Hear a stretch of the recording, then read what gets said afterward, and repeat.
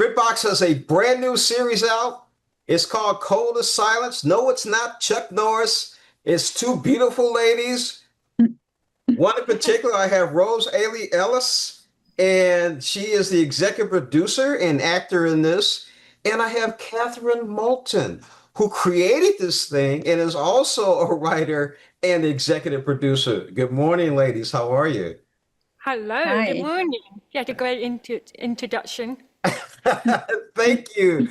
So I want to start off with you, Rose. You read the script. What were some of your first thoughts? Well, I didn't actually have a script at first. There was no script. I was given a treatment about what the show is about. And what really drew me to it is that Kat is deaf herself. She's lip read all her life. And it was about lip reading. But then the problem is with the lip reading, I thought, oh no, is it not another one of those superheroes able to lip read everything, understand everything? And it was not like that at all. The way she written how lip reading was is that it didn't make sense, and then it became sense, and you're working it out. I thought, this is someone that knows what they're talking about. So it was immediately a yes. I was like, yeah, I'm doing that. Finally, someone got what lip reading actually is. So, yeah. Speaking of someone who knows what we're talking about, Kieron. Okay, so we went from one sheet with a few words on it to an entire series. Talk about that. Well, it really felt like putting Alison at the heart of the series was the most important thing for me, and like following kind of where that takes a crime story, because it felt like she wouldn't be a police officer and she wasn't going to be a criminal, so she was going to be a lip reader who was working with the police. And a lot of the story decisions we made were about kind of putting Alison in positions where she had to make choices. She had to decide, like, am I going to follow that person who might have some information that I can then take back to the police, even if that means putting myself in danger.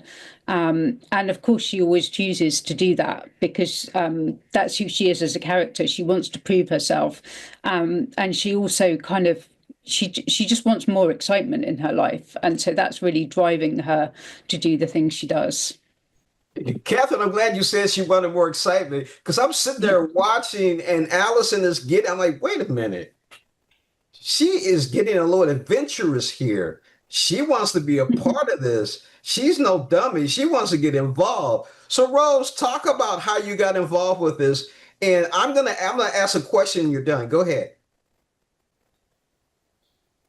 Okay, so yeah, so I kind of want to be. So you mean how did Alison want to be involved in all of this? Right. Okay, yeah. So I think it come from. I feel like I'm deaf, so I know what Alison feels like because she's deaf as well. It's that frustration of deciding what you should be or should not be, and it's like, no, I'm not gonna perform what you guys think I am, and I, like working in the canteen and working in the bar. And everyone expects, oh, she should be very grateful because she got a job. But actually, no, deaf people want more. They want to be promoted. They want to have drive and purpose and reading. And I think when the police job came in, that was her opportunity to escape from what she doesn't really want to do. And when she got herself involved, and the more that the police like, sorry, you need to step from the start. Yeah, exactly. And she's like, no, I'm going to get information, but you have to have me, you know, and that's what motivated her to go too far. You know, speaking of that, Kieron, there was one scene that I think explains that whole, everything that Rose just talked about. And that's when she goes home to her mom to let her know that she got fired from the one job, because that caught my attention more than anything. Talk about that a little bit. Well, that was a really important scene to me as well, because it sort of, that's what's at the heart of the show, is that Alison and Julie, they don't want to be hearing. They're really happy to be deaf. They're happy with who they are. They just want to have a world where their needs are recognised a little bit more, that people think about what they might need, and kind of so that's why she said that she doesn't want to be hearing. She just wants the world to be a bit more deaf. Interesting. That's very, I like that. very interesting. So I'm going to start off with you, Rose, and then Catherine. Answer this one question. What do you want the audience to take away from this? Because I was intrigued with it, and I was right there with Alison in the adventure. Yeah, I kind of want the audience to not think, oh, it is a show with deaf people. I'm going to be lecture and be talk about everything about a deaf person. But actually, no, that's not what our purpose is. We actually just want you guys to be entertained, be hooked on, want to watch it, want to binge watch it. And then start to realize, actually, deaf people and disabled people have so many stories that's not yet been told that it can be entertaining. And it's like, we're all constantly looking for something new and never been done before. There it is. That is. I really want the audience to take away, like, actually, I want to watch more programs that represent disabled people.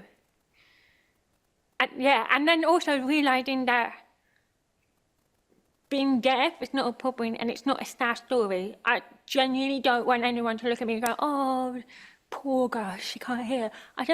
I'm happy to not hear. I mean, I think sound is a bit overrated. I mean, there's so many horrible sounds, like people vomiting or, why would you want to hear that? Yeah, right. Or baby crying, oh my God, in public place. Off. Rose, Catherine, the one thing I want to say about it was, once I got into the series, being deaf, it was like not even there anymore. I was more of a, the excitement and the adventure. I'm sorry, Catherine, go ahead. Yeah, well, that's exactly what we wanted. We wanted you, the audience, to be engaged with Alison's story and to forget that it was a story about deafness, and just to be as engaged in it as you would be in any exciting crime show. I've been speaking with Alison and Catherine. The series is called Code of Silence. It's on BritBox. And I'm still waiting for Rose to start doing some martial arts eventually in there. I want to see that. So we can have some fun with this. I'd love to do that. Catherine, you tell everyone that you want to see me doing that. And there'll be more job for me. That'd be great. Yeah. We'll do some of that in series 2. Definitely. I've got a job there. Catherine, you did a great job writing this because it really brought me in. And I completely forgot she was deaf. Ladies, thank you again for joining us on Morning Blend. Thank you. Thank you.